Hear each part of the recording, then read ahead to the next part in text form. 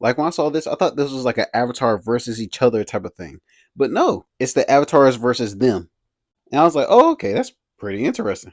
Until I read that in the comment section where they said, oh, I know for a fact Korra is beating Katara.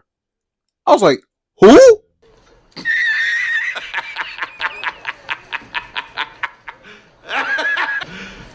You serious? Because in case you forgot, Korra has no Avatar amps or no Avatar state. And in all honesty, she should be glad that Katara doesn't have any amps, or else it'd be Bloodbending City, and that's rap. Especially without Korra having the Avatar state.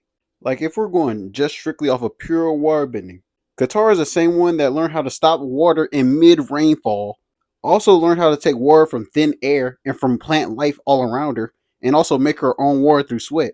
Also, by herself at the age of 14, she was able to make a big enough wave to push an entire Fire Nation battleship back. She be losing to people that get bending literally a week ago. Like, it's absolutely crazy to have to explain that Katara with no amps, aka no full moon, could easily wash Korra if she didn't have the Avatar state, amps, and she was only allowed to use water bending.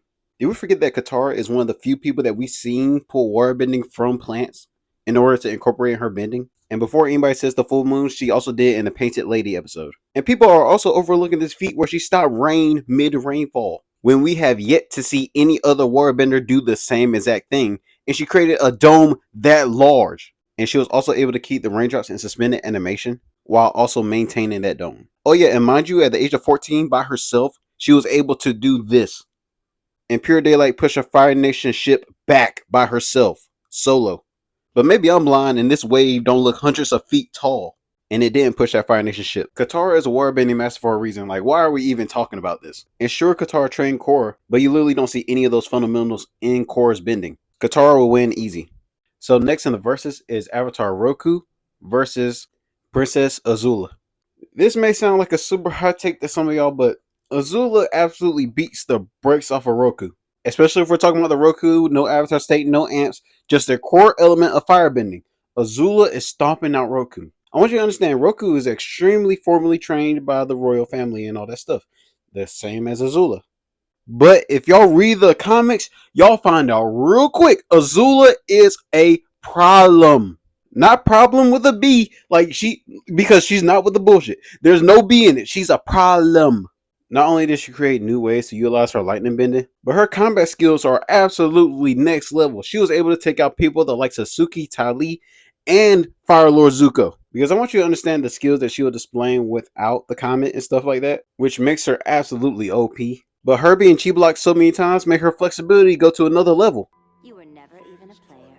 Now it's time to talk about the two toughest matchups that we're going to see in this entire, the entire battle, which is Kyoshi and Aang versus Toph and Tenzin. And I promise you, to see this fight, I will pay literally as much money as possible, life savings, everything, to watch this fight go down. Like, my opinion, I think Kyoshi would win, but that's mainly because, her moves are absolutely OP.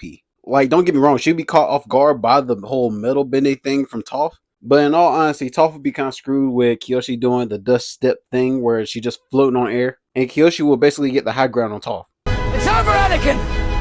I have the high ground! With Aang versus Tenzin, that'll probably be the most beautifully choreographed fight ever seen with the human eye. But I would have to go with Aang due to his absolutely amazing creativity with his airbending. Now, don't get me wrong, it'll be a very close fight because they both have a way of thinking on their feet immediately. But yeah, I'm going to have to go with my boy Aang. Hello, Zuko here. And if you like that video, make sure you like, comment, and subscribe. And also let me know what you think the next video should be based off of. Because like I say at the end of all my videos, I read every comment and I make sure that y'all are heard. Because I'm trying to get to 50K by the end of the year, I would love to have your support and hear more about your ideas. I hope you're able to apply these words in your everyday life. And Lily, thanks for watching. Oh, and a reminder, drink water. Perfection and power are overrated. I think you are very wise to choose happiness and love.